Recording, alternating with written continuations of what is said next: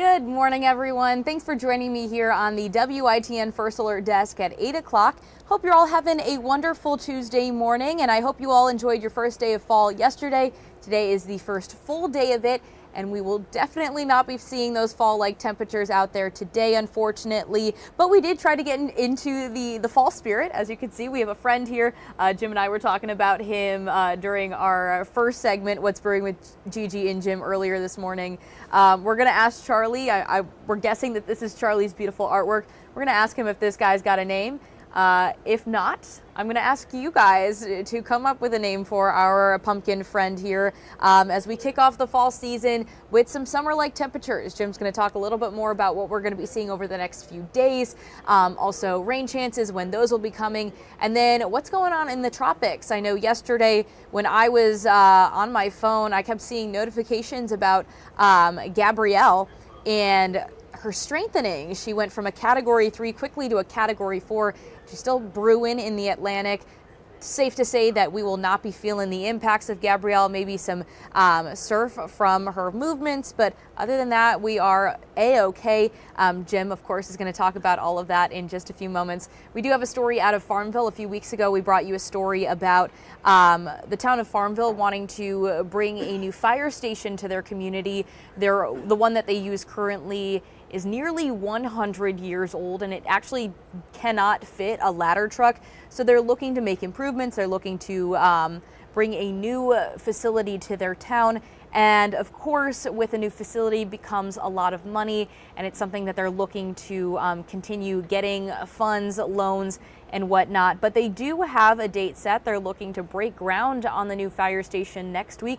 So let's have a look at what's going on with the progress of this fire station. The trucks and equipment you see here will eventually have a new home. Farmville is breaking ground on its new fire station on Monday, September 29th. It'll be at the corner of May Boulevard and West Horn Avenue. Town manager Justin Oakes says it's about time. This is a project that the town's been working on, really going back about 5 years now, and so we're going to break ground with phase 1. However, it comes amid uncertainty. The town is waiting to see if Pitt County commissioners approved their request for a loan of $4 million to complete the roughly $7 million project. The county already denied their request for a grant back in March.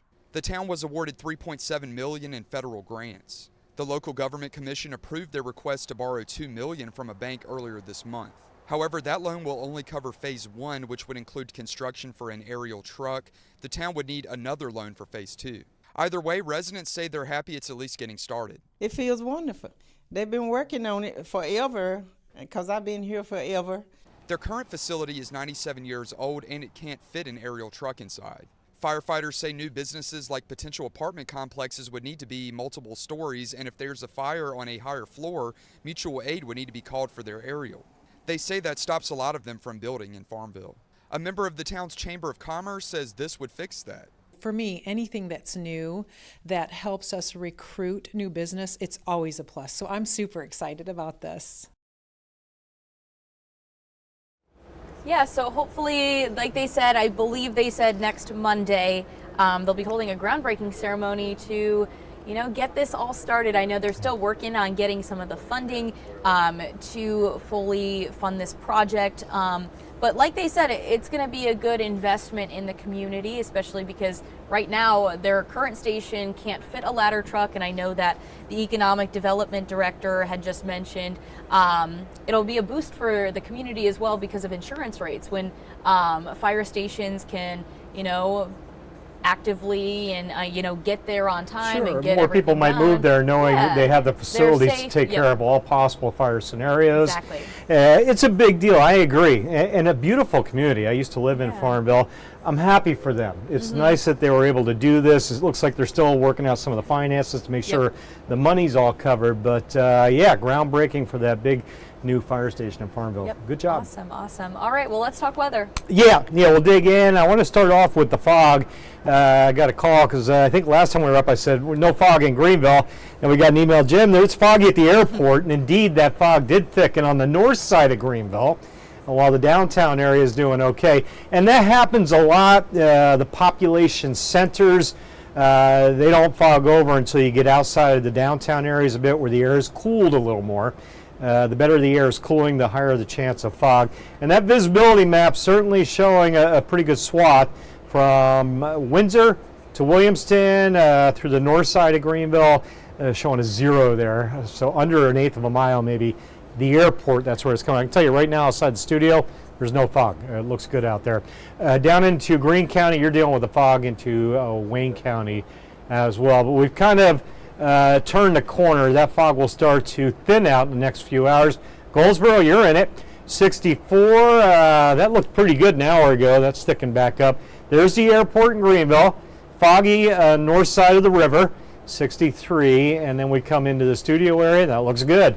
Much clearer picture outside the studio, Arlington Boulevard, no fog worries. And again, low to mid 60s.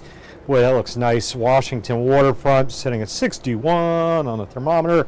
Low clouds have cleared out. Fog never got going there. Same thing down on the coast. Fog free down there at Morehead City. Sanitary Restaurant, Cam, 72 degrees. They're gearing up for the big North Carolina Seafood Festival. Not this weekend, but the following weekend. All right, so I think it's the 4th and 5th, and check those dates again, of October. First weekend of October, the North Carolina Seafood Festival. Huge event down there. Let's get you updated on the tropics. Got some new data to share with you that just came in. Gabrielle, again, a Category 4 hurricane, stayed away from Bermuda and now is racing out to sea. Adios, sayonara, see you later.